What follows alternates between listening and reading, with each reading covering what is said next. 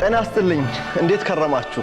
በመንሱር አብዱልቀኒ ኦፊሻል በዩኤፋ ቻምፒየንስ ሊግ ግማሽ ፍጻሜ የመልስ ጨዋታዎችን የተመለከተ ቅድመ ጨዋታ ውይይት ይዘንላችሁ ቀርበናል። ከሃይነከን ከዩኤፋ ቻምፒየንስ ሊግ ስፖንሰር ጋር በመተባበር እኔ መንሱር አብዱልቀኒ ነኝ። እንግዶች አሉኝ ዛሬ። ኢንተር ሚላን ከባርሴሎና የሚያከናውኑትን የማክሰኞ ምሽቱን ጨዋታ ደግሞ ሞንትዊክ ስፔን ላይ የተደረገውን ግጥሚያ ለተመለከተ ይህንን የመልስ ጨዋታ በይበልጥ ጉጉት ይጠብቃልና ብዙ እናወራበታለን። ብቻዬን አይደለሁም ብያችኋለሁ። እኔ ፕሮግራሙ አዘጋጅ ዛሬ አወያይ ሆኜ ነው የቀረብኩት። በስተግራ በኩል አዲስ እንግዳ አለኝ። አዩ ወልደ ሚካኤል በስፖርት 365 የምታውቁት የሙያ ባልደረባ ጓደኛችን ነው። እንዲሁም ግርማቸው ከበደ በስተቀኝ በኩል በጋዜጣም በሬዲዮም በቴሌቪዥን ፕሮግራሞችም የምታውቁት እንዲሁ የሙያ ባልደረባችን ነው። ሁለቱም በእግር ኳስ በእነዚህ ርዕሶች ላይ ሰፊ ትንተና ይሰጡን ዘንድ ዛሬ ጥሬን አክብረው መጥተዋል። በጣም ነው ማመሰግናቸው። አዩ አመሰግናለሁ። አመሰግናለሁ። አንተ የመጀመሪያ ጊዜ ስለሆነ መጀመሪያ በቅድሚያ ለአንተ ልስጥ ብዬ ነው። ግርማቸው እንኳን ቤተኛ ሆኗል። የዛሬ ዓመትም ዘንድሮ እያቆራረጥኩኝ እመጣለሁ። ወደ ካታር ሄዶ ብቻ ጠፍቶ ነበር አንድ ወቅት ላይ፣ አሁን ተመልሷል። ይሄ ናፍቆኝ ነው። ቻምፒየንስ ሊግ ጨዋታዎችን መቼም ስፖርት ቤተሰብ ሁሉ የሚጓጓበት የመልስ ግጥሚያ አለ። በተለይ ደግሞ የኢንተር ሚላን እና የባርሴሎና ጨዋታ የመጀመሪያውን ግጥሚያ ለተመለከተ እንደው ብዙ ደጋፊ ብዙ ጩኸት ያለው ያኛው የአርሰናልና ፔዤ ጨዋታ ነው። ይሄኛው ግን ሜዳ ላይ ከምናየው ነገር አንጻር ይበልጥ የሚያጓጓ ነው አይደል? እስቲ የመጀመሪያውን ጨዋታ እንዴት አየኸው? እንዴት ነበር? ኤክስፔክት ያደረኩት አይነት ጨዋታ አይደለም ያየሁት። ምክንያቱም አንደኛ ሁለት በጣም የተለያየ ስታይል የሚከተሉ ቡድኖች ናቸው። ሁለተኛ ደግሞ ኢንተር ሚላን በባህሪው ልክ በቀደም እንዳደረገው ፈጥኖ ጎል ካስቆጠረብህ ከዛ በኋላ ጎል የምታስቆጥርበት አይነት ቡድን አይደለም። ኢንፋክት ይሄኛው ኢንተር ሚላን የ2023 ወይ ደግሞ የ2024 ኢንተር ሚላን አይደለም። ለዛ ቢሆን ኖሮ ጨዋታው ስፔን ላይ ያልቅ ነበር ብዬ ነው የማምነው። ግን ደግሞ በሻምፒየንስ ሊጉ ከባርሴሎናው ጨዋታ በፊት 5 ጎል ብቻ የተቆጠረበት ቡድን ነው። እንደው በአንድ አጋጣሚ ክላረንስ ሲዶርፍ ሲያወራ ኢንተር ሚላን ሲጫወት በተለይ ደግሞ ቀድሞ ጎል ካስቆጠረብህና ሊያሸንፍህ ከተገባው በቃ ቆልፈው ቁልፉን ይወረውርብሃል፣ ከዛ በኋላ መግባት አትችልም አይነት ቡድን ነው ብሎ ነበር። እና እንግዲህ ወደ ስፔን ከመጓዛቸው በፊት ለ5 ሰዓት ያክል በሰዓት ካሰላ ነው ጎል አላስቆጠረም። እና ደግሞ በመደዳ ጨዋታዎች ተሸንፏል። በፖፕ ሞት ቀብር ምክንያት ጨዋታ ተሸጋሽጎበታል እና የሆነ ጥሩ ሞመንተም ላይ አይመስልም ነበር። ያ ካልሆነ በስተቀረ በጣም ፈታኝ እንደሆነ አምናለሁ። ላይክ ልቤ ባርሴሎና እንኳን ቢለኝ ወይ ደግሞ የባርሴሎና ፕሮግረስ በልቤ የፈለገው እንኳን ኢንተር ሚላን በጣም ጠንካራ ቡድን እንደሆነ ነበር የማስበው ወይ ደግሞ የማውቀውና ስለዚህ እንደዚህ 3 ጎሎች የሚቆጠሩበት በጥቅሉ የ6 ጎል ጨዋታ በፍጹም ኤክስፔክት አላደረኩኝም ነበር እና እንደው ባርሴሎና ሜዳ ሆኖ ቢያሸንፍ እንኳን በጣም በጠባብ ማርጂን የሚያሸንፈው ጨዋታ ሊሆን ይችላል። ግን የማሸነፉን ወይ ደግሞ የማለፉን ቅድሚያ ግምት ምሰጠው የነበረው ቡድን ኢንተር ሚላን ነው እና ለእኔ ሰርፕራይዙ የባርሴሎና 3 ጎል ማስቆጠር ነው ከኢንተር ሚላን ይልቅ። የመጀመሪያዎቹ 2 ጎሎች ደግሞ የተቆጠሩት በእንግዳው ቡድን ነው በኢንተር። በዛ ጨዋታ ላይ ምን ተፈጥሮ ነው ግርማቸው? ያስተዋልከውን ነገር እስቲ በመጀመሪያ ያልጠበቅነው ነበረ።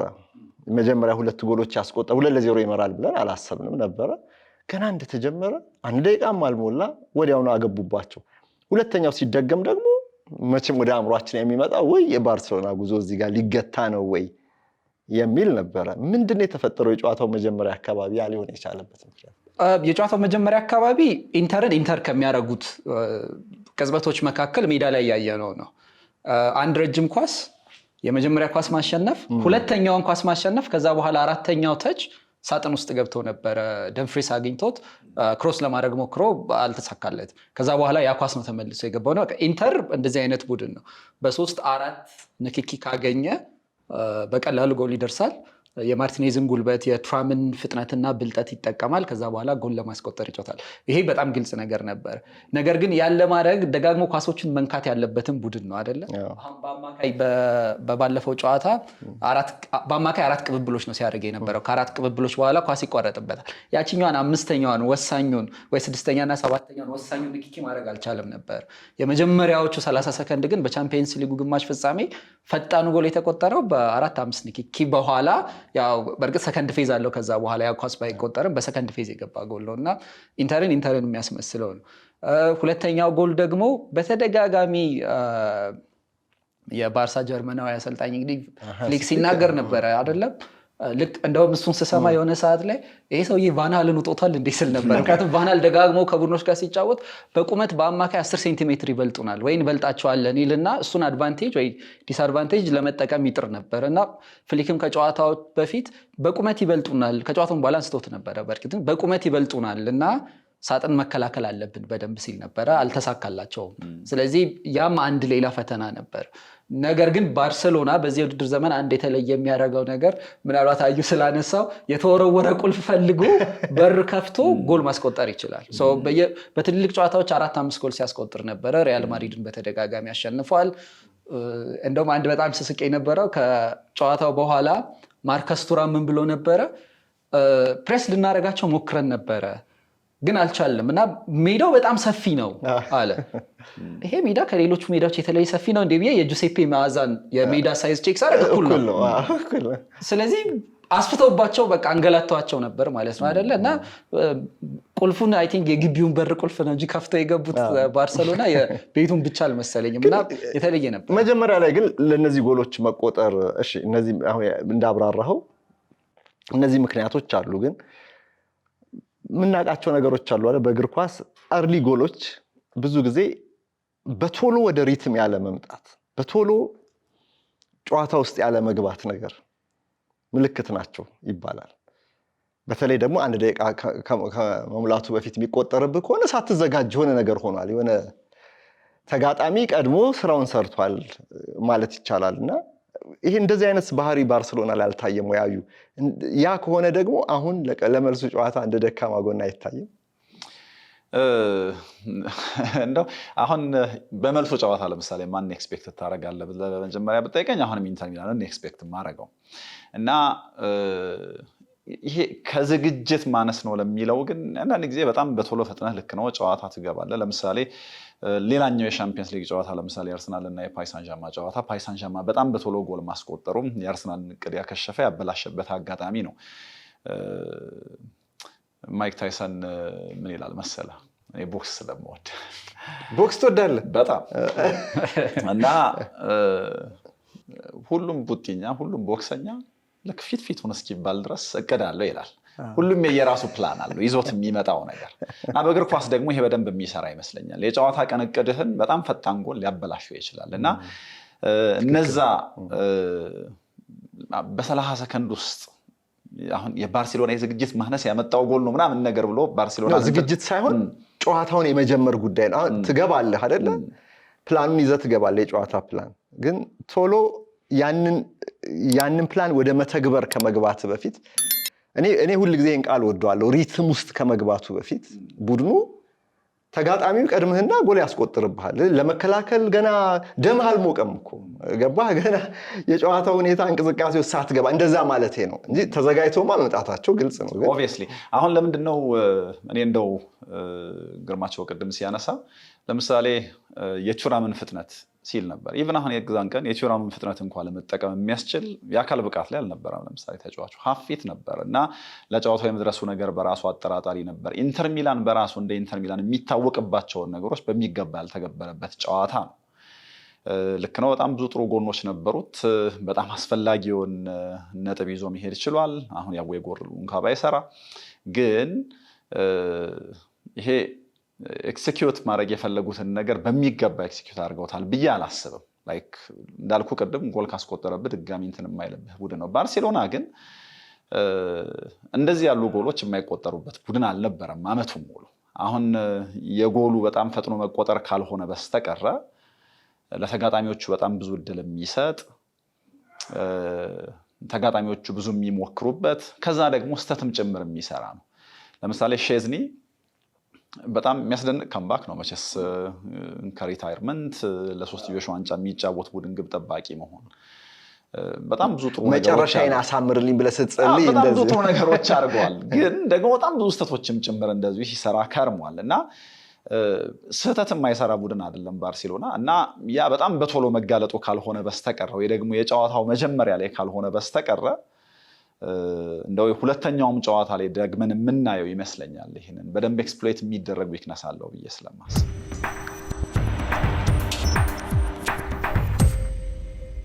እንግዲህ ጨዋታው አንድ ሳምንት ሊሞላው ቀርቧል፣ ቀኑ ቀርቧል።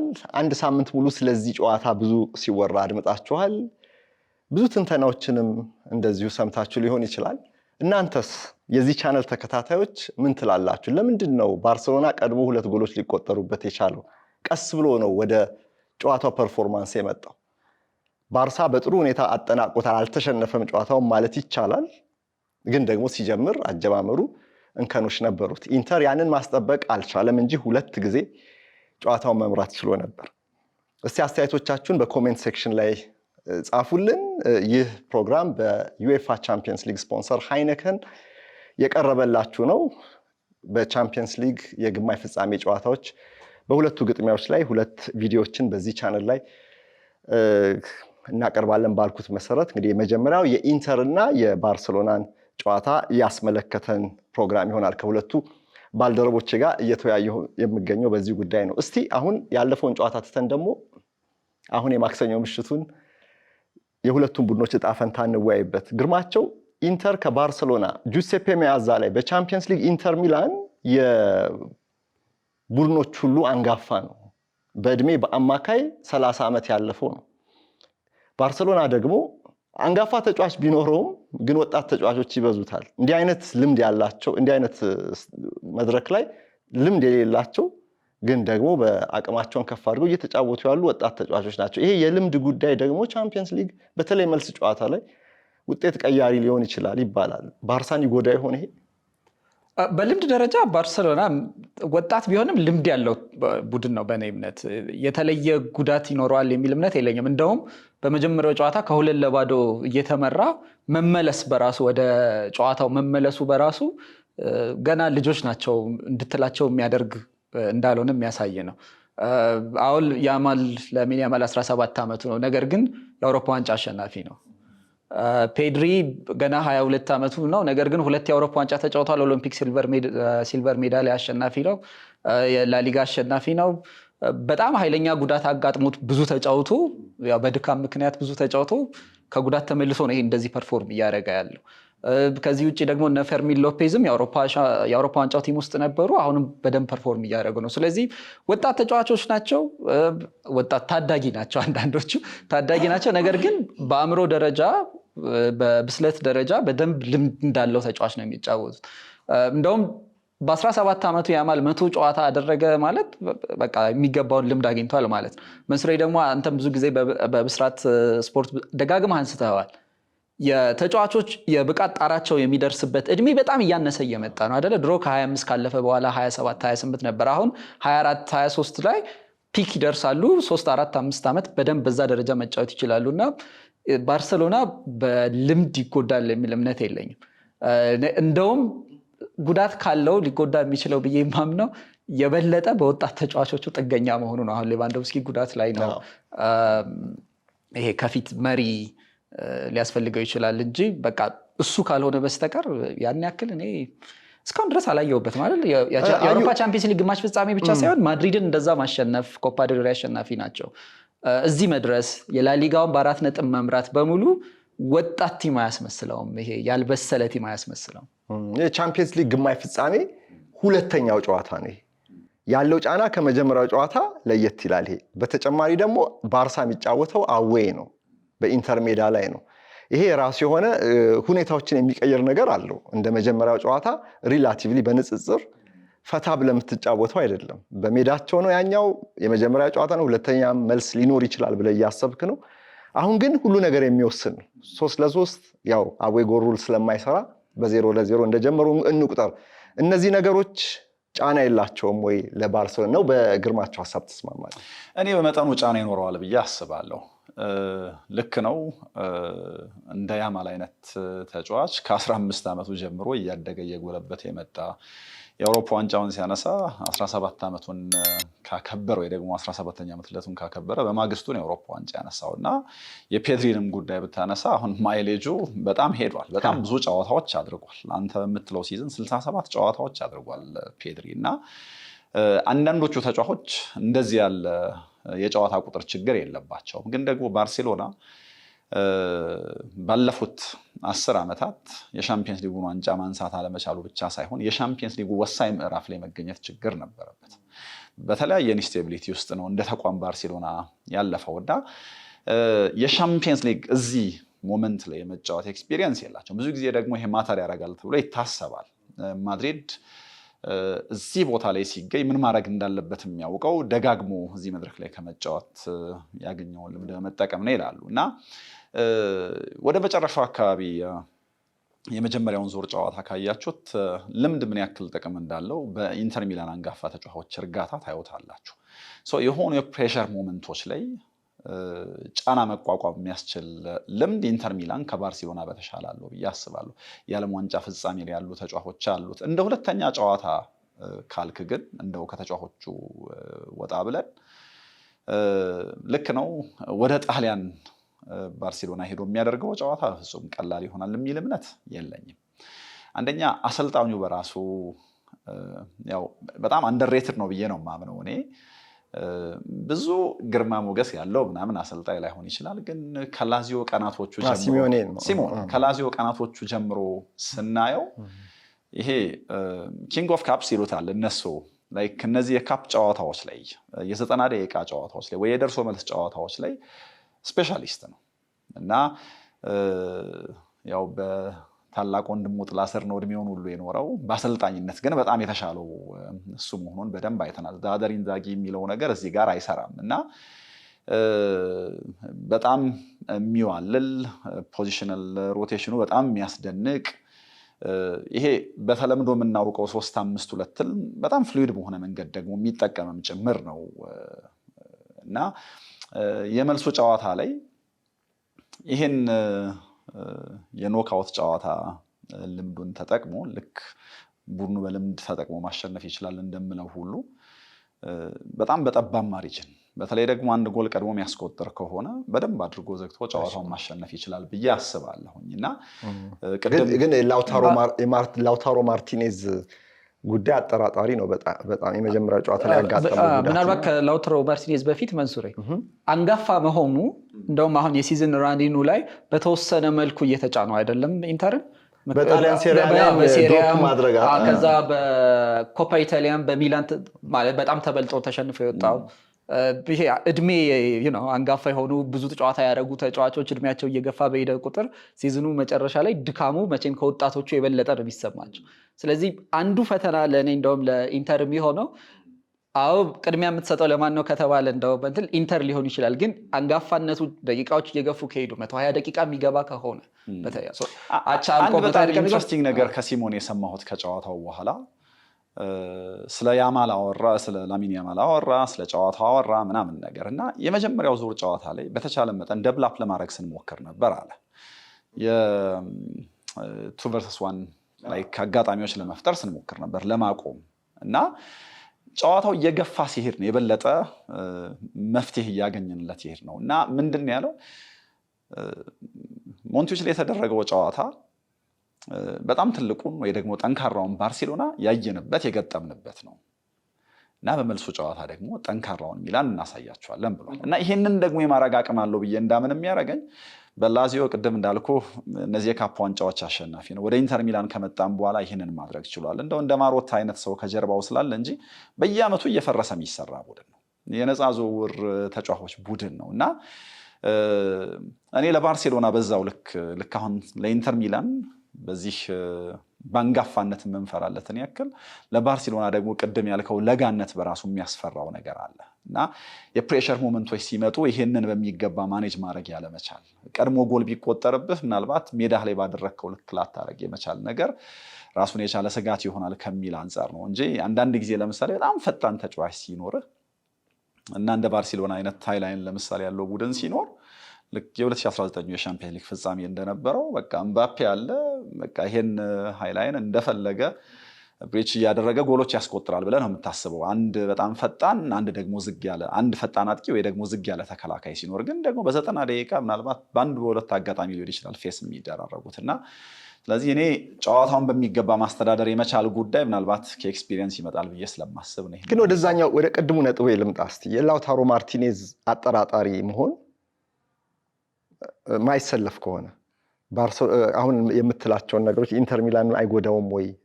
ጎል በማስቆጠር በኩል ያው አንድ ግዙፍ አንድ አጭር የሚባለውን የተለመደውን የአጥቂ ጥምረት ይጠቀማልና ሊትል ማን ቢግ ማን ኮምቢኔሽን የቀረውን ኢንተር ይጠቀማልና አይጎዳው አሁን የምትለውን ዓላማ ለማሳካት። እንግዲህ ኢንተር ሚላን አሁን የመጀመሪያው ዙር ጨዋታ ሁለቱ ጎሎች የተገኙት ከዴንዝል ደምፍራይስ ነው አይደለ? ላውታሮ በእንቅስቃሴ ባለፉት ዓመታት በጣም እየጎለበት የመጣ በጣም አስደናቂ ተጫዋች ነው እና ደግሞ አሁን ከቱራም ጋር እንዴት ኮምፕሊመንት እንደሚደራረጉ ስታይ በጣም ትደነቃለህ። እና ኦብቪየስሊ የቡድኑ መሪ ነው፣ ሁለተኛ ኮከብ ጎል አስቆጣሪ ነው በሴሪያው ላይ ለቡድኑ ማለት ነው። እና የዚህ ተጫዋች ምክንያቱም ለምሳሌ ልተካው ቢል አሰልጣኙ አንዱ ሊተካው የሚችለው በታሬሚ ነው እና ይሄ ደግሞ ስቴቲክ አጥቂ ነው፣ በላውታሮ ልክ የሚዋልል ባህሪ የለውም እና ያለ ጥርጥር የላውታሮ አለመኖር ይጎዳዋል። ግን ይሄ ኢንተር ሚላን አንዱ በጣም የሚያስደንቀው ነገር ይሄ በኮሌክቲቭ መጫወት የሚለውን ነገር በሚገባ የምታይበት በደንብ የሚገልጽ ቡድን ነው። ኢንዲቪዥዋሊ ያለማቋረጥ ሜዳ ላይ የሚሮጡ 11 ተጫዋቾች አሉት፣ ግን ደግሞ አዜ ዩኒት የሆነ ነገር መፍጠር ካለባቸው መፍጠር እንደሚችሉ ታይም ኤንድ አጌን አሳይተውናል እና ይሄ እንደው በአንድ ተጫዋች አለመኖር ምክንያት የሚፈጠር የሆነ ችግር እንደሚኖር ባምንም ግን ደግሞ በኮሌክቲቭ አምናለሁ። ለእኔ ማርቲኔዝ እንትን አለመኖር ትልቁ ስጋት የሚመስለኝ የቡድኑ ማጥቃት ላይ ብቻ አይደለም። በእኔ እምነት ማርቲኔዝ ትልቁ ስራው አይ ቲንክ የአርጀንቲናዊ ባህሪው ይነሳል መሰለኝ። ፕሬስ ሲያደርግ ኢንተር ሚላን ዋናው መሪ ነው፣ በጣም ይፋለማል፣ ለዱዌሎች ይጫወታል፣ ቻናሎችን ለመዝጋት ስፔስን ለመዝጋት ይሮጣል፣ ብዙ ነገር ይሰራል። ወደ ኋላ ሲመለስም ቡድኑ እንደው በመጀመሪያው ጨዋታ በተወሰነ መልኩ በመጀመሪያዎቹ ደቂቃዎች ከላይ ቀርተው የነበረ ቢሆንም ትራም እና ማርቲኔዝ በኋላ ላይ ግን ሁለቱም የመጀመሪያው አጋማሽ መጨረሻ አካባቢ ሁለቱም ወደኋላ በጥልቀት ተመልሰው አብረው ሲከላከሉ ነበር፣ እንደ ቡድን አንድ ላይ ሆኖ ለመቆየት ማለት ነው። እና ያ ይሄ አጥቂ ሆነ ለመከላከል ያን ያክል ፍላጎት፣ ለመፋለም ያን ያክል ፍላጎት ያላቸው ተጫዋቾች ማግኘት በጣም ከባድ ነው አይደለ? በእርግጥ አሁን ቡድኖች ኮሌክቲቭ ናቸው እንላለን፣ ሁሉም ይለፋሉ እንላለን። ግን እንደ ማርቲኔዝ የሚለፋ ጥቂት አጥቂ ነው ያለው፣ በጣም የሚለፋ እና አንዱ ለኢንተር ትንሽ ስጋት የሚሆነው የማይኖር ከሆነ የማርቲኔዝን አይነት ልፋት የሚጨምር ሌላ ተሪም ይጨምራል ወይ ነው። ምክንያቱም እንዳንቀላቅል እንጂ አንዱ አሁን ለምሳሌ አርሰናል በጣም ኮሌክቲቭሊ ፕሬስ ያደርጋል ይጫወታል እንላለን። ግን ሃቨርትስ ሲኖርና ትሮሳርድ ሲኖር በጣም የተለየ ባህሪ ነው። ምክንያቱም የመከላከል ፍላጎቱ አንቲስፔት ማድረጉ ራሱ ይለያል እና ለኢንተርም አንድ ፈተናው ማጥቃት ላይ ብቻ ሳይሆን ማርቲኔዝ ከሌለ የማይጫወት ከሆነ መከላከሉም ላይ ነው ጫና የሚያሳድረው። ባርሰሎናን ደግሞ ወይ ፕሬስ አድርገው የማያስቀሩት ከሆነ ልክ ቱራም እንዳለው ነው ሜዳው አሁን እዛ ከሄዱ በኋላ ጁሴፔ መዛም እንደገና ይሰፋል የበለጠ እና እሱ ላይ ፈተና እንዳይኖርባቸው ነው የሚያስብ። አሁን ቆይ ውይይታችን ጥሩ ሆነ፣ ሁለት መልክ አለው። አዩ ወደ ባርሴሎና ወደ ኢንተር ያደላ ይመስለኛል በመልሱ ጨዋታ። ግርማቸው ደግሞ የባርሴሎና ወጣቶች ወጣትነታቸው አይፈትናቸውም፣ ኢንተር ይልቅስ ራኒን ላይ አሁን ያጋጠመው የአንጋፋነቱ ነገር ሲመዘን ችግር ሳይገጥሙ አልቀረም የሚል አስተሳሰብ ያለው ይመስለኛል ከሀሳባቸው አይደለ? ያ ማለት እንግዲህ የማክሰኞ ምሽቱን ጨዋታ በሁለቱም በኩል ጠንካራ ጎኖች ሊኖሩ ስለሚችሉ ተመሳሳይ ፉክክር እንጠብቅ ወይ ለሚል አዎ የሚል መልስ የሚያሰጥ ይመስለኛል በሁለታቸው አስተያየትና ማክሰኞ ምሽት ልክ እንደ ሞንትዊክ አይነቱን ፉክክር እንጠብቅ፣ በርከት ያሉ ጎሎች የሚቆጠሩበት መምራት የመመራት አቻ መውጣት እንዲህ አይነት ድራማ የምናይበት ሊሆን ይችላል። ሁለት ጨዋታዎች መቼም አንድ አይነት ሆነው አያውቁም አይደለ?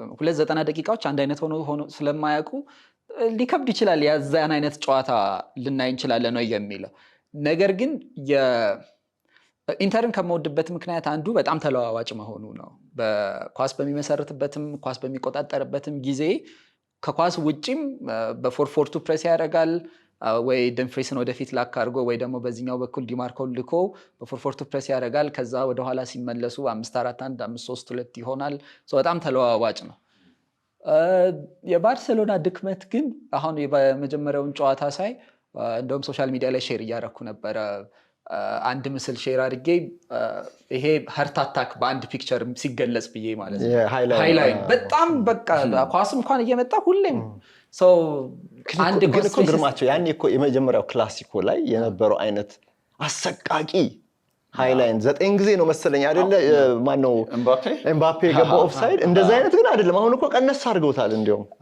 ይኸውልህ ቅድም ያልኩ የ2019 ፋይናል ይመስለኛል ከፋይናሉ በፊት ትልቁ ስጋት የነበረው ፓሪስ ሳን ዠርማን ከባየር ሚኒክ ጋር 2020 የኮቪዱ የሻምፒየንስ ሊግ ፋይናል ማለት ነው እና ከጨዋታው በፊት የአብዛኛው የብዙሃን መገናኛዎች ትኩረት የነበረው ከዚህ ሃይላይን ጀርባ ፓሪስ ሳን ዠርማን እንደ ኪሊያን ምባፔ አይነት ፈጣን ተጫዋች አለው እና ደግሞ የሃንሲ ፍሊክ ቡድን በ40-50 ሜትር ከጎሉ ርቆ የሚጫወት ነው እና አትሊስት 10 ሜትር ወደ ኋላ መመለስ አለባቸው አደርዋይስ በቃ ጉዳቸው ነው ሲባል ነበር ኢንፋክት ካየኸው ባየር ሚኒክ በአጠቃላይ በሞከራቸው ሙከራዎች በሁለት ብቻ ነው የሚበልጠው ግን ደግሞ ኦን ታርጌት በተደረጉ ሙከራዎች ፓሪስ ሳን ዠርማን የላቀ ነበር ግን በተባለው ልክ 1-0 ያለቀ ጨዋታ ነው እንደምናስታውሰው በተባለው ልክ ሃይላይኑ ኤክስፕሎይት አልተደረገም አሁን ይሄኛውን ባርሴሎና ስታየው በተለይ ከማድሪድ ጋር ቅድም ባልከው ጨዋታ አብዛኞቹ የኪሊያን ምባፔ ሩጫዎች ከጀርባ የሚደረጉ ስለነበሩ ነው ያንን ሃይላይን ማሸነፍ ያልቻሉት ወይ ደግሞ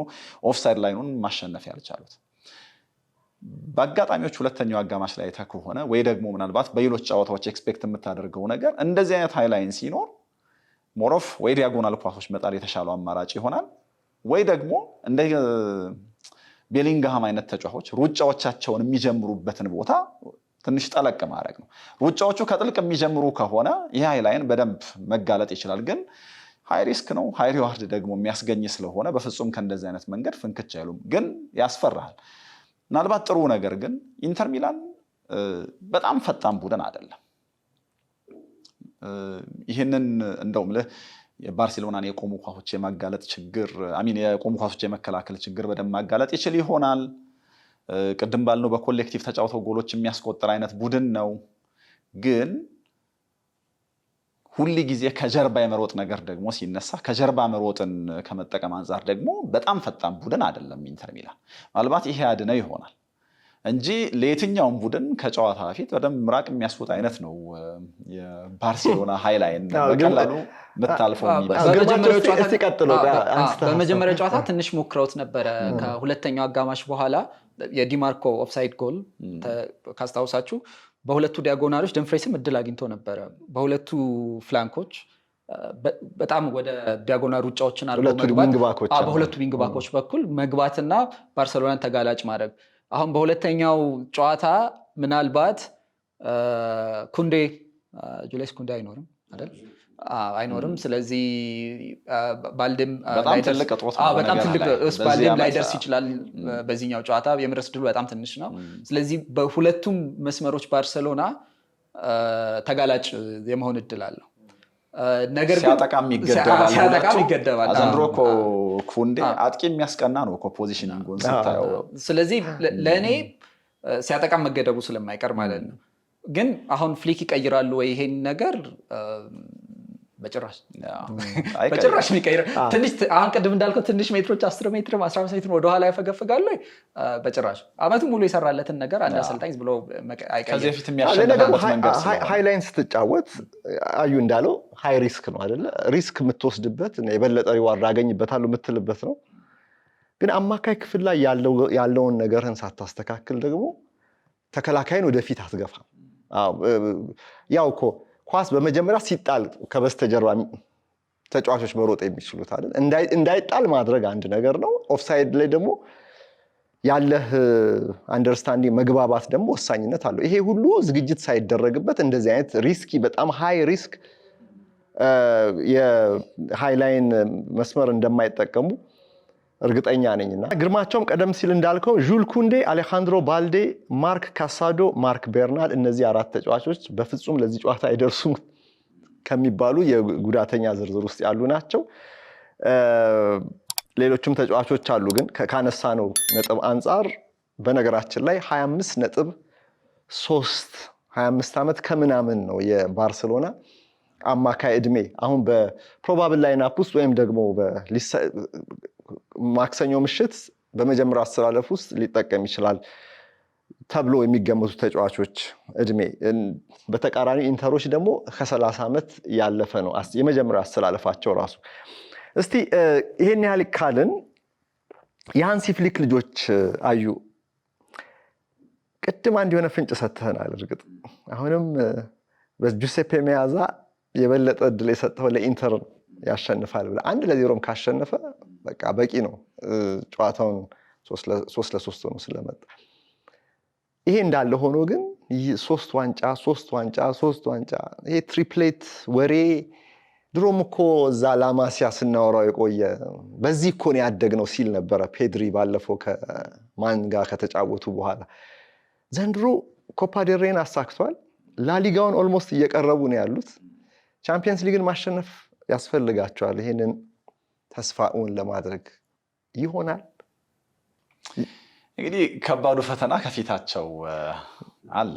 ኢንተር ሚላንን ካለፉት እንደው ሁለቱ የመጀመሪያ የሴሚፋይናል ጨዋታ አሸናፊዎች ፍጻሜ ላይ ቢደርሱ እንዴት አይነት አዝናኝ ፍጻሜ ልናይ እንደምንችል መገመት አይከብድም። ምክንያቱም የዚህ ውድድር ዘመን የሻምፒየንስ ሊግ ብቻ ሳይሆን በሊግም እግር ኳስ በጣም ብዙ ሪስክ የሚወስዱ ብዙ የሚያስቆጥሩ ሁለት ቡድኖች የሚያደርጉት ስለሚሆን ማለት ነው። ግን ኢንተር ሚላንን ማለፍ ቀላል ነው ብዬ አላምንም። በተለይ ደግሞ ይህንን የምለው መንሱሬ ከመጀመሪያው ጨዋታ መነሻ ባርሴሎና ፔድሪ በጣም ጥሩ ተጫውቶለታል። ፍሬንኪ ዲዮንግ በጣም ጥሩ ተጫዋች ነው። እዚህኛው ባርሴሎና ውስጥ መቼስ የትኛውን ተጫዋች ጥሩ አይደለም እንደምንል ግልጽ አይደለም። በጣም ጥሩ ቡድን ነው።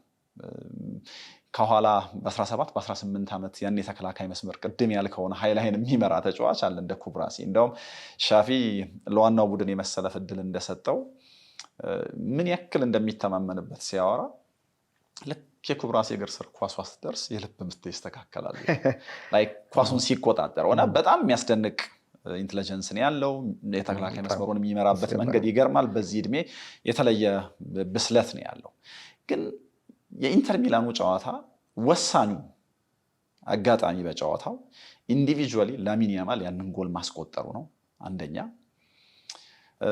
ከዛም በኋላ የ2-1 አጋጣሚ እንኳን እየፈጠሩ ሊያስቆሙት አለመቻላቸው ነው። ሌሎቹ ተጫዋቾች ጨዋታውን በምንም አይነት መንገድ ቢዘውሩት የጨዋታው ትልቅ ልዩነት ፈጣሪ ግን ሆኖ የተነሳው እሱ የጨዋታው ኮከብ ዴንዚል ደምፍራይስ ሆኖ ግን ደግሞ የብዙሃን መገናኛዎች ትኩረት ላሚን ያማል ነበረ።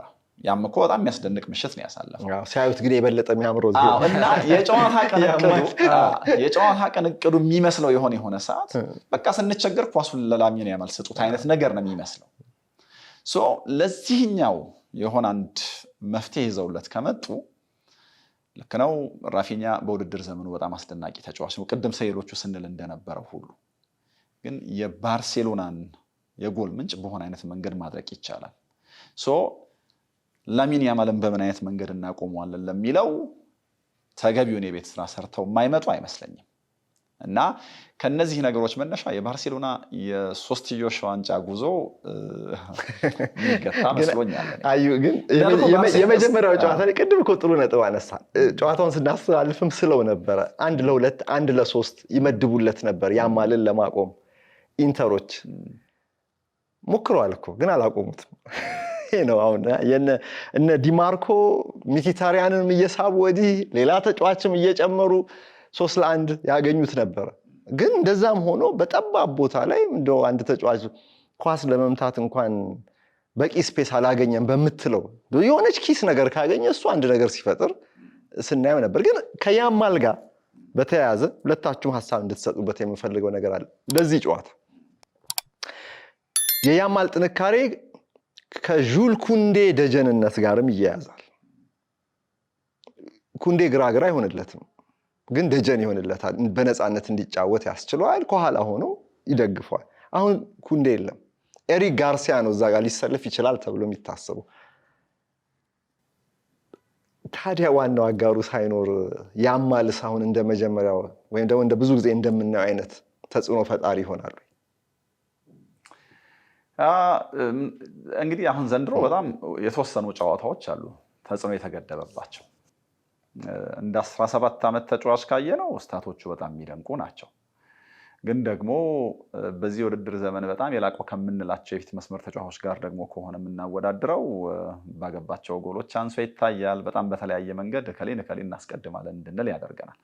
እነዚህ ፕሮዳክቲቭ ለመሆኑ አንደኛው ምክንያት ልክ ነው፣ እዛ መስመር ላይ ሲጋለብ የምናየው አንደርላፕ ኦቨርላፕ እያደረገ እነዛ ሩጫዎች ሲያደርግ በጣም ኮንሲስተንት ሆኖ ያየነው ጆል ኩንዴ መኖር ምንም ጥርጥር የለውም አስተዋጽኦ አለው። ስለዚህ የዚህ ተጫዋች አለመኖር ምናልባት የማጥቃት አውትፑቱን ይቀንሳል። ምክንያቱም ጋርሲያ ይሄ ሁሉንም ነገር የማድረግ አቅም ያለው ተጫዋች ይመስላል፣ ግን ደግሞ በጣም አቬሬጅ የሆነ ጊዜ ተከላካይ አማካኝ ብታደርገው ትችል ይሆናል እና አቬሬጅ የተከላካይ አማካኝ ነው። ይሄ በጣም ጥሩ የቡድን ተጫዋች ነው፣ ግን ደግሞ የሆነኛው ሚና ላይ በጣም የላቀ ሆኖ ግን አታየው። ስለዚህ ማጥቃቱን አይገድበውም ብዬ አላስብም ከማጥቃት አንጻር። ቅድም ግን ላልከው መንሱር አንድ ወደ ኋላ ልመልስህና የማቆም ጉዳይ ከተነሳ የመጀመሪያው ጎል ሲቆጠር ለምሳሌ ላሚን ያማል ሙቭመንቱን የጀመረበት ቦታ ላይ አሰልጣኙ እንደዚህ ቢያደርጉት ኖሮ ይህ እንቅስቃሴ ይቆም ነበር ብሎ የሚያስበው ነገር ያለ ይመስለኛል። ለምሳሌ ቱራምን አይታችሁት ከሆነ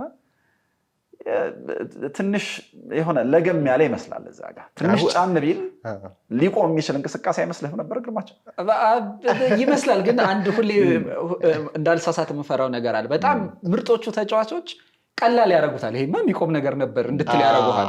አሁን ሜሲም 6 ሰው 7 ሰው ያልፋል የሆነ ቦታ የሚቆም ነበር እንድትል የሚያደርግህ ሞመንት አለ አይደለ? ተገቢውን ጫና ከሳለፈ በኋላ ባክፕሬስ ማድረግ ነበረበት። ይሄ ቶሎ ዲሳይድ እንዲያደርግ ያማል ቶሎ እንዲወስን ልትል ትችላለህ። ግን ሁልጊዜ እፈራለሁ እንዳልሳሳት በጣም እንደ ያማል አይነት ወይ ሜሲ አይነት ተጫዋቾች ቀላል ስለሚያስመስሉት ነገሩን ትንሽ ያሳያል። ደግሞ እንደኔ ሐሳብ ደግሞ ያማል በዚህ በቀኝ ሃፍ ስፔስ አካባቢ ተጽዕኖ ከፍ ያለ ነው። የግዴታ ግራግር እንድትጠቀም ያደርጋል ያ ቦታ አይደል? እና ያንን ስናይ ብዙ ጊዜ ፕሬዲክተብል ይመስለናል፣ ግን እያንዳንዱን አክሽኑን ስታየው ግን የሚገመት አይደለም። ግን ደግሞ አንድ ነገር ብቻ አይደለም ስፔሻላይዝ ያደረገው ላይክ የሆነኛው ነገር ለምሳሌ አንዳንድ ተጫዋቾች የሆነ የተለመደ ባህሪ ኖራቸውና በቃ እንደዚህ ካረኩት አቆመዋለሁ ትላለህ። ይሄ ከሜሲ ጋር የሚያመሳስሉት ሰዎች የማይሳሳቱባቸው ነገሮች አሉ። ለምሳሌ ቡድኑ ሰርቪስ ሲያጣ በጣም ጥልቅ ሩጫዎች ያደርጋል፣ ኳስ ኮሌክት አድርጎ ይመጣል እና ሲያደርግ ነበር እዛ ታታሪነቱ። አሁን ምልህ እንደዚህ ስታየው ይሄ ከሜዳ ውጭ ያለ አንዳንድ ባህሪያቶቹን ስታይ የሆነ ምናምን ነገር ስታይ ደብል መነጽር ማድረጉ፣ ፀጉሩን ቀለሙን መቀየሩ፣ ዳንስ ማለት የሆነ ልግመኛ ምናምን ነገር ተጫዋች ይመስል ይሆናል፣ ግን ደግሞ በጣም ታታሪ ነው እና የመታተርም ችግር በሌላ በክፉ ነገር እኮ አይታማም። ይሄ ታይታ ደግሞ የዘመኑ እግር ኳስ ተጫዋቾች ምናልባት መንሱሬ ግን እዚህ ላይ እያየን ያለ ነው። ያማል ኳስ ይዞ 1-1 አብዶ ሰርቶ ሲያልፍ 2-1 ቢሆኑበት አታሎ ሲያልፍ ወደ ውስጥ ሲገባ ወደ ውጪ ሲሄድ ወይ ደግሞ በጣም ብዙ ድሪብል አድርጎ ጎል ሲያስቆጥር ያለውን ነው።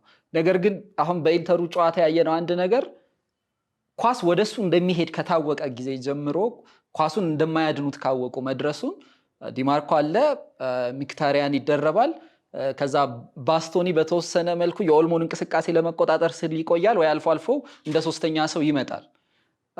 በዚህ ጊዜ ሜቢ ሁለተኛውን ጎል የባርሳን ካስተዋልን ፔድሪ ረጅም ሰዓት ነፃ ነበረ። ምክንያቱም ብዙ ተጫዋቾች ተሰብስበው ወደ ያማል ይወስዳል። ስለዚህ አሁን ድሪብል ማድረጉን አብዶ መስራቱን ጎሎች ማስቆጠሩን ብቻ ሳይሆን ሌሎች የባርሰሎና ጓደኞቹን ነፃ ማድረጉ ላይ በቃ ያ ጎል ለእኔ ጥሩ ምሳሌ ይመስለኛል። ፔድሪ ክሮስ አደረገው፣ ራፊና በቴስታ ገጫው፣ ቶሬስ አገባው። ግን ፔድሪ በጣም ረጅም ጊዜ ነፃ ሆኖ ያንን ውሳኔ ለመወሰን አሁን ረጅም ጊዜ ስንል ደቂቃዎች ምናምን አይደለም፣ የሰከንድ ግማሽም ቢሆን በዚህኛው እግር ኳስ በጣም ረጅም ጊዜ ነው ለማሰብና ኳሱን ለመምታት ጊዜ ማግኘት እና የያማል ተጽዕኖ በዛም ማየት እንችላለን።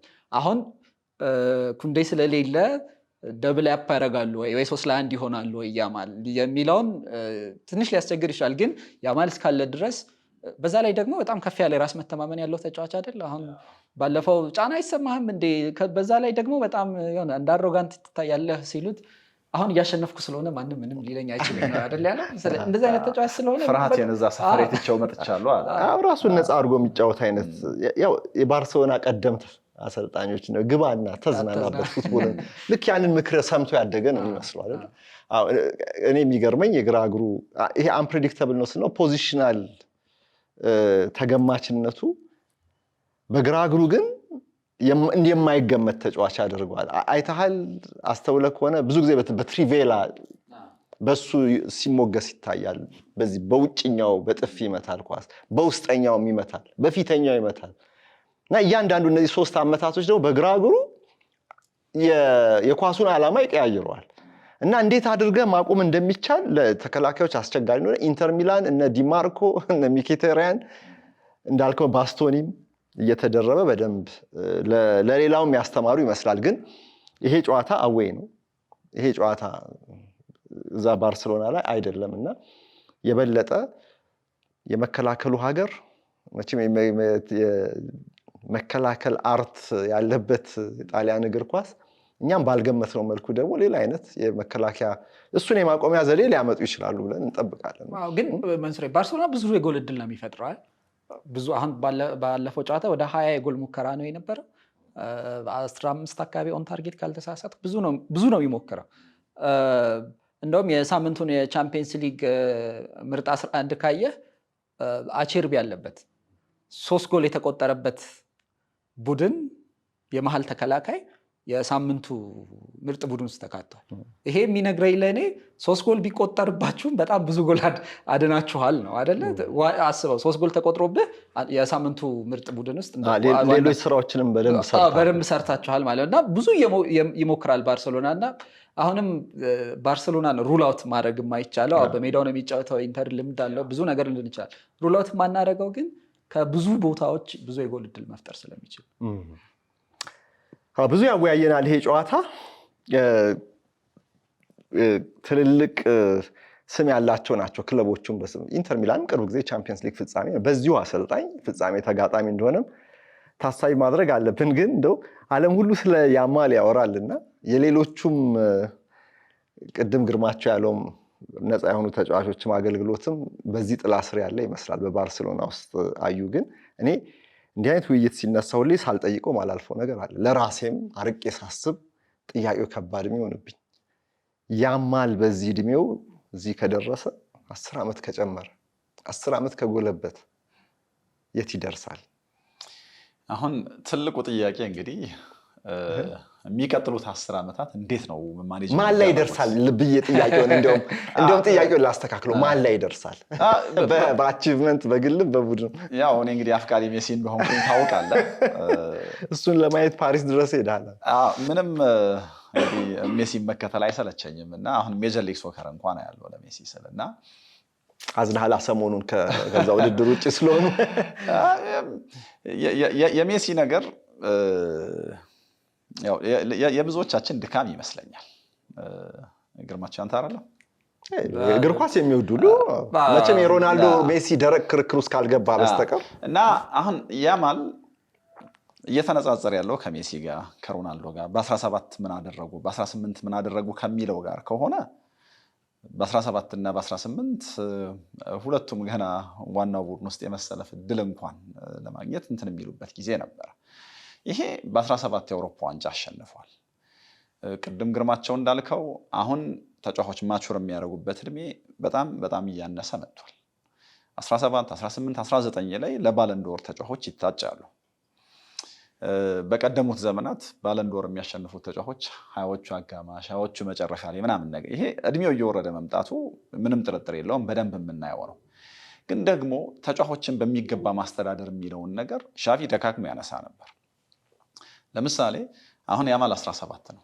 በ17 እኮ አንሱ ፋቲ በራሱ ሜሲ 10 ቁጥር ተሰጥቶታል። ባርሴሎና የማስታወቂያ ፊት ነው ምናምን። ግን ደግሞ ፕሬሸር ምን ያክል ከባድ እንደሆነ ስለ ኪሊያን ምባፔ ተማሳይ ነገር ከባድ ነገር ኮንሲስተንት መሆን ነው። የሎንጀቲቪቲ ጉዳይ ቀላል አይደለም። አሁን ላሚን ያማል የሚወዳደራቸው ተጫዋቾች ትልቁ ነገር ለረጅም ጊዜ ያንን ነገር ጠብቆ መቆየት ነው። ይሄ ደግሞ ከሜዳ ውጭ ያለ ህይወቱን እንዴት ነው የሚያየው እና ደግሞ የተጫዋቾች ዲቨሎፕመንት ላይ መሰረታዊ እድሜ ላይ የአሰልጣኞች መቀየር በራሱ የሚፈጥረው ነገር አለ። አሁን እንደው እንደ ድል ሆኖ እንደ ሃንሲ ፍሊክ አይነት በጣም ጥሩ አሰልጣኝ ገጥሞታል። ግን ደግሞ ተለዋዋጭ አሰልጣኞች ቢሆኑስ? ለምሳሌ ሌሎቹ ክለቦች ውስጥ የምናነሳው ድካም አሰልጣኝ በተለዋወጠ ቁጥር እነዚህን ተጫዋቾች ወጣት ተጫዋቾች በጣም በትልቁ ስለሚጎዳ ማለት ነው። እና የሚቀጥሉትን 10 ዓመታት በእንደዚህ አይነት ፔስ የሚሄድ ከሆነ ምንም ጥርጥር የለው። ግን ኪሊያን ምባፔ በ18 የዓለም ዋንጫ አሸንፎ አሁን 20ዎቹ አጋማሽ ላይ ደርሷል የባለንዶር ሳያነሳ። ከሜሲ እና ከሮናልዶ ቀጥሎ ያለ ጥርጥር ይህንን ማድረግ የሚችለው እሱ ነው ሲባል ነበር። እና ራሱን እንዴት ነው ማኔጅ የሚያደርገው አሰልጣኞቹና ክለቡስ? ምክንያቱም ፕሬሸሩ ቀላል አይደለም። ግን የሚያድግ አሁን በኮሌክቲቭ ብቃቱ የሚያድግ ባርሴሎና ውስጥ ነው ያለው። ወረቀት ላይ ስትገምት ነገሮችን አሁን ስትገጣጥም የሚያስፈልገው አንዱ ነገር ዙሪያ የኪሊያን ምባፔ ትልቁ ችግር ፔዤ ነው የነበረው። የፔዤ ቡድኑ ነው አይደለ? ቡድኑ ደግሞ እንደ ቡድን ውጤት ትልልቅ ዋንጫዎችን የሚያሸንፍ አይነት አይደለም። ከፈረንሳይ ሊግ ውጭ ቻምፒየንስ ሊግን ያልቻለ ነው። እና ቡድን ማተር ያደርጋል ካልን ባርሴሎናም ከሱ እኩል አብሮ ሊያድግ የሚችል እድል አለ። እነዚህ ተጫዋቾች መቼም ተሽጦ የሚያልቁ አይደሉም፣ ሻጭ ክለብ ስላልሆነ ከዚህ አንጻርም እያየ አሁን የሚያስደንቀኝ ነገር አሁን እንኳን 10 ዓመት አይደለም አሁን ራሱ ሳይሆን የሚያስደንቀኝ ነገር እንዴት በ17 እንደዚህ ሊበሰል ይችላል የሚለው ጥያቄ የሁላችንም ጥያቄ ነው። ውሳኔ አሰጣጡ ቡካዮ ሳካ እኮ ኢትስ ኖት ኖርማል አይ ነው ኖርማል አይደለም። እና 10 ዓመት እዚህ ላይ ሲጨመር አይደለም በ10 ወር ውስጥ ሊፈጠር የሚችለው ነገር በጣም እንድትጓጓ የሚያደርግህ ነው። እና ምልህ በተለይ ደግሞ ወደኛ አምጣውና በ17 ዓመታችን ምን ያደረግን ነበር ብለህ ስታስብ 17 ዓመት ምክንያቱም ቤተሰብ ውሳኔ የሚወስንልህ ምናምን ነበርክ በ17 እና ይሄ በጣም ኤክሰፕሽናል ነው። ለዛ ነው አሁን ከበቀደሙ ጨዋታ በኋላ እንግዲህ ሪዮ ፈርዲናንድ ስንት ጊዜ ነው ማይ ጋድ ያለው አረኛ ሁላችንም ብለናል። አንደኛው ክስተት ነው ይለዋል። ኢንዛጊ ተነስቶ በ50 ዓመት የሚመጣ ነው ይለዋል። የሆነኛው ይነሳና ይሄ ቺት ኮድ ነው ይላል ምናምን ነገር እና ቃላት ያሳጣል። ምንም ጥርጥር የለውም። ግን በአመታት ውስጥ እንዴት ነው ዲቨሎፕ የሚያደርገው የሚለው ነገር ከዚህ መነሻ ከሆነ ምክንያቱም የሚያሻሽላቸው ነገሮች በጣም ጥቂት ናቸው። ወሬ በጣም የበሰለ ነው። ግን እንደ ቡድን የባርሴሎና እድገት እንዳልከው በታሰበው ልክ በታሰበው መንገድ የሚሄዱ ጉዳይ ምክንያቱም እንደዚህ አይነት ቡድኖች አንዳንድ ጊዜ የሃንሲ ፍሊክን ባየር ሚኒክ ተመልከተው የእድሜ ጥያቄ ኖሮበት አይደለም ሃንሲ ፍሊክ ከባየር ሚኒክ ሲሰናበት የተሰናበተው ላይክ ይሄ ቡድኑ ለምንድን ነው ዲክላይን ማድረግ የጀመረው የሚለውን ነገር በደንብ መመርመር ያስፈልጋል። ይሄ በጣም ብዙ ጥሩ ተጫዋቾች አሉት፣ ወጣት ተጫዋቾች አሉት። አንዳንዶቹ ገና ዲፋይንድ የሆነ ሮል እንኳን የሌላቸው እንደ ፈርሚን ሎፔዝ አይነት ምንድን ነው የዚህ ተጫዋች ሚና የሚባሉ አይነት አሉ። እና 1-2 ዓመት ማየት በጣም አስፈላጊ ነው ብዬ አስባለሁ። ለመገመት ለመተንበይ ምክንያቱም ይሄ ለረጅም ዓመታት ያየናቸው ተጫዋቾች ላይ እንደዛ እንል ይሆናል። ፕሪሚየር ሊግ ውስጥ ሳላህ መጥቶ የመጀመሪያ ዓመቱ ላይ በጣም ጥሩ ቁጥሮች ሲያስመዘግብ የተባለው ነገር እስቲ ሁለተኛው ዓመት ላይ ያደርገዋል ምናምን ነገር መጥቶ ስላልተሳካለት ነው መጀመሪያ በቼልሲ። ምናልባት ለእኔ አሁን በቃ አንድ ተጫዋች ከባርሴሎና ሲወጣ ወይ ከአርጀንቲና ሲወጣ በፊት ማራዶና ነበር አይደለ? ማራዶና ተተኪ ነበር። አሁን የሜሲ ተተኪ ሜሲን ይሆንልናል ይላሉ አርጀንቲናዎቹ። አሁን ስፔኖቹ ወይም ባርሴሎና ደግሞ ያው ሜሲን ይፈልጋሉ። ትንሽ ስጋት የሚሆነው ያማል 17 ዓመቱ ነው። አይ ዶንት ኖ እንግዲህ ፊዚዮሎጂ ባለሙያ አይደለም፣ ግን ከዚህ በኋላ ቁመቱ ይጨምራል አይጨምርም የሚለው በጣም ያሳስበኛል። ቁመቱ የሚጨምር ከሆነ ያ የተለመዱትን አይነት 10 ቁጥሮች ሜሲን መሆን ማራዶናን መሆን የመሳሰሉት ነገሮች ትንሽ ይከብዳል። በቃ ተፈጥሮ በረዘምክ ቁጥር አሁን ሜትር ከ80 ነው። ማራዶና ሜትር ከ65 ነበረ፣ ሜሲ ሜትር ከ70 ነበረ። ከ70 ይደርሳል 68 69። ስለዚህ ይሄ ልዩነት በተፈጥሮ ራሱ ለነ ሜሲ እንድታደላ ያደረገ ልዩነት ነው አይደለ? እና በጣም ያሳስበኛል። 17 ዓመቱ ነው ገና ሊረዝም ይችላል ወይ ወይ ደግሞ ሌላ አይነት እይታ ባለበት ቁመት ይቀጥላል ወይ እርግጠኛ አይደለም። ምክንያቱም ካስታወሳችሁ ኤሪክ ላሜላ ሲመጣ ከልጅነቱ ሜሲ ነው ግራግር ተጫዋች ነው ሜሲ ነው ይባል ነበር እና ድንገት ረዘመ። ግን አሁን ያለው የያማል ቁመት ደግሞ ረጅም ነው። እኔ ደግሞ ስመለከተው እንደ ረጅም ስለሆነም እግሮቹ እንደ የኦክቶፐስ ነገር ረጃጅም ናቸው እግሮቹ እና በዚህ ይጠቀማል። አንዱ ጠንካራ ጎኑም አሁን ግራ እግሩን ራቅ ያለ ኳስ ከቀኝ ሀፍ ስፔስ በኩል ወደዛ ወደ ሁለተኛው ቋሚ የሚልካቸውን አርቆ ነው የሚመታው ያ ማለት የእግር ረጅምነት ይፈልጋል አይደል? በዚህ ደግሞ እነሱ በሴንተር ኦፍ ግራቪቲ ተጠቃሚዎች ናቸው። እሱ ደግሞ በዚህ አይነት ሌላ አይነት ጥንካሬም እየተጠቀመ ያለ የሚሰጥ ጥቅም አለ። አሁን ለምሳሌ ጎሉን ሲያስቆጥር ቫን ብሮንከስት እንደውም ስለ ጎሉ የሰጠው ትንታኔ ላይ የቻምፒየንስ ሊጉ የቴክኒካል አናሊስት ነው የአውሮፓ እግር ኳስ ማህበር። እሱ የሰጠው ትንታኔ ላይ እግሩ ፓወር ብዙ አይፈልግም ለመምታት በደንብ ማለት ብዙ መነሳት አይፈልግም። ግራ እግሩ ትንሽ አንስቶ ግን ፓወር ያለው ኳስ መምታት ይችላል፣ ጠንካራ ስለሆነ ገና ካሁን ግን ስቲል እንደውም ቢን ስፖርት ድሪም ቲም ነው የሚለው ባርሴሎና ድሪም ቲም አይላቸውም። እና ገና ነው እድሜው 17 ነው። እስከ 19 ምናምን ቁጥሩ ማነው ቁመቱ ድንገት ሊጨምር ይችላል። አሁን ኔጌቲቭ መሆን ፈልጌ አይደለም። አንዳንድ ተጫዋቾች አሉ በቃ ልክ ኳስ ሲይዙ ወደ ስክሪኑ ጠጋ እንድትል የሚያደርገዋል። ልክ እያያቸው አሁን ዱዌ ፓሪስ ሰን ጀርመን እሱ ልክ ኳስ ሲይዝ ትጠጋለህ። አሁን በፊት ሜሲ ያደረግ እንደነበረው ወይ የማንቸስተሩ ሮናልዶ ያደረግ የነበረው ወይ ኔይማር ያደረግ የነበረው አይነት ማለት ጠጋ ትላለህ። በቃ ኳስ ሲይዙ ምንድን ነው የሚያደርጉት ብለህ ለማየት ትጠጋ። እንደዚ አይነት ተጫዋች ነው። ግን ያቺ ስጋቴ የሚሆነው በጣም ብዙ የተጎዱ ተጫዋቾች አሉ በዚህ አይነት። አሁን ዳኒ ዌልቤክን ሲሮጥ አስተውላችሁት ከሆነ ጉልበቶቹ ትንሽ ችግር አለ። እሱም ድንገቴ ከመርዘም የመጣ ነው። በቃ ሰውነቱ የሆነ ሰዓት መቋቋም ያቅታል። እና እንደዚህ አይነት ችግሮች ይኖሩበት ይሆን ብዬ ይመጣ ይሆን አሁን ተለዋዋጭነት መጥቶ እንጂ ባርሴሎና በክራይፍ ስሞል ኢዝ ቢዩቲፉል ብሎ የሚያምን አይነት ነው ከጫጭሮች ምናምንና አጠር ቀጠን ያሉ የነ ቻቪ የነ ፔድሪ እንደ ፔድሪ አይነት ተጫዋች ማለት ነው። አሁን ፔድሪም በጣም ደቃቃ ነው ሰውነቱ። ግን መሳሳት የለብንም ለሀገራችን እግር ኳስ ይሄ በመጥፎ ምሳሌ ሲወሰድ ለዘመናት ኖሯል። ፊትነስ ፊት የመሆን ለጨዋታ ዝግጁ መሆን፣ ብርታት፣ ጥንካሬ የመሳሰሉት ከተክለ ሰውነት ግዝፈት ጋር በቀጥታ ማያያዙባቸው ብዙ ምክንያቶች አሉና እነዚህ ተጫዋቾች በእንደዚህ አይነት ኢንቴንሲቲ መጫወት የሚያስችል የጨዋታ ዝግጁነት ስላላቸው ነው በሃይ ስታንዳርድ ፉትቦል ላይ ይሄን ያህል የምናወራባቸው። እንደውም ሃንሲ ፍሊክ ወደ ባርሳ ከመጡ በኋላ የሰሩት ትልቁ አንዱ ነገር የቡድኑን የፊዚካል ፊትነስ ደረጃ ልክ በጀርመኖቹ የፊዚካል ፊትነስ ሌቭል ማሳደግ ነው። ይሄ በቀላሉ የሚሰበር 90 ደቂቃ ለመጨረስ የሚቸገረው የ120 ደቂቃ ድካም የሚሰማው ቡድን እንዳይኖሩ ማለት ነው። ሲመጡ ገና የውድድር ዘመኑ ላይ መጀመሪያ ላይ እኔ ከክራይፍ አጫወት ብዙ አርቅም ብለው ነበር። ነገር ግን የፊዚካል ፊትነስ ሌቭሉን ወይም የፊዚካል ደረጃውን ማሳደግ አለብን ቡድኑን። አሁን ደግሞ ባለፈው ሚያዝያ ወር መጀመሪያ አካባቢ አዲስ ደረጃው ከፍ ያለ የአካል ብቃት ፐርፎርማንስ ስፔሻሊስት መቅጠር አለብኝ ብለው የባርሰሎና ቦርድ ፈቅዶላቸዋል። በጣም ትኩረት አድርገዋል ይሄ ፊዚካል ሌቭሉን የቡድኑ ማሳደግ ላይ። አንዱ ሻፊ የሚታችበት የነበረው ነገር ይሄ ነው። ልምምዶች በጣም ቀላል ሆኑ። ቀላል ናቸው፣ ሰዓቱ ያጥራል። ራሳቸው ተጫዋቾች ሪፖርት አድርገውበት ነበር እንደውም አይደል? አንዳንድ ተጫዋቾች ላይክ አሁን እንደውም ኪውመን ሲመጣ ትንሽ ኮስተር ያለ ነገር ነበረው። ከዛ በኋላ ደግሞ በሻፊ የሆነ አይነት ለዘብተኝነት እና ለተጫዋቾቹ ያልተገደበ ነፃነት በመስጠት የሆነ ልፍስፍስ አደረጋቸው የሚል እዛው አካባቢ የሚነሳ ሐሜት ነበር። ያ ባየር ሚኒክ 8 ያገባበት ባርሴሎና ደግሞ በራሳቸው በባየር ሚኒክ ተጫዋቾች ከጨዋታ በፊት እንኳን ባለማሟሟቅ በጣም ፈታ ያለ ከኳስ ጋር የፈለኩትን ማድረግ እችላለሁ በሚል ይሄ ከጨዋታ ፊት የሚደረጉ መሰረታዊ ነገሮችን እንኳን ለማድረግ የለገመ በሚል በነ ቶማስ ሙለር ምናምን ሲተች አስተያየት ሲሰጥበት ነበር እና እዚህ ላይ ትንሽ ኮስተር ያሉ ይመስላል ሃንሲ ፍሊክ። የጀርመን እግር ኳስ ኤፊሽንሲ እና የስፔን እግር ኳስን ቴክኒካል ብቃት ቀላቅለው ወደ ባርሴሎና ያመጡ ይመስላሉ ሃንሲ ፍሊክ። በዩኤፋ ቻምፒየንስ ሊግ ግማሽ ፍጻሜ ከኢንተር ጋር ግን ከባድ ጨዋታ አላቸው ማክሰኞ ምሽት።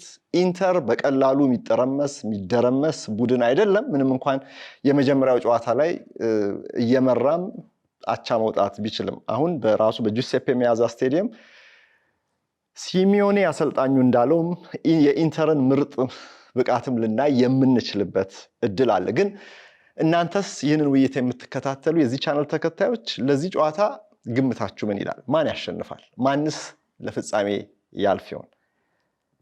ይህንን ጥያቄ ለእንግዶቼ ልስጥና ገምተው ፕሮግራሙን እንዝጋ። አዩ ባንተ እኔ ነኝ አወያዩ። በስራ ያትግባ። ገምትና ወደ ግርማቸው መጣል። ለፍጻሜ ኢንተር ሚላን ወደ ፍጻሜ የሚሄደው ቡድን ኢንተር ሚላን ነው ብዬ ነው የማስበው። ውጤት ስንት ለስንት ሊሆን ይችላል?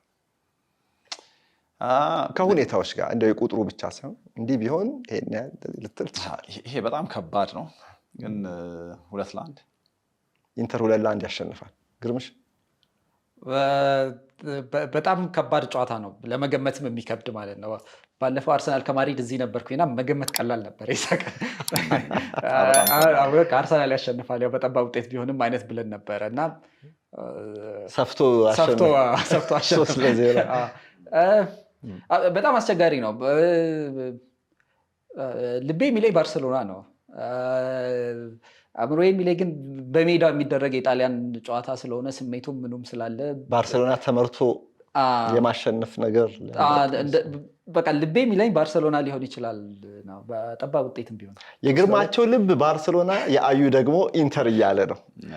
ለፍጻሜ ደግሞ በጠባብ ውጤት ማለት ስንት ለስንት ነው? 2-1 እኮ ጠባብ ነው። 2-1 3-2 ሊሆን ይችላል። አንድ ጎል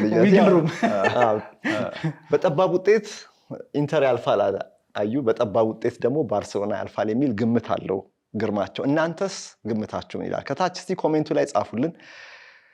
ውድ የስፖርት ቤተሰቦች፣ ይህ ፕሮግራም በዩኤፋ ቻምፒየንስ ሊግ ስፖንሰር በሃይነከን ድጋፍ የቀረበ ነው። ከዚህ ቻናል ከመንሱር አብዱልቀኒ ኦፊሻል ጋር በመተባበር ማክሰኞ ምሽት ይህንን ምራቅ የሚያስወጥ በመልሱ ደግሞ እንመለከተዋለን። በሌላ ቪዲዮ ደግሞ በአርሰናል እና በፓሪስ ሳን ጀርመን ጨዋታ ላይ ፓርክ ደ ፕራንሱ ብዙዎቻቸው የምትጠብቁትን ፍልሚያ የተመለከተ እንዲሁ ውይይት ይኖረናል። ለዚህኛው ጨዋታ ግን እዚህ ጋር ላብቃ።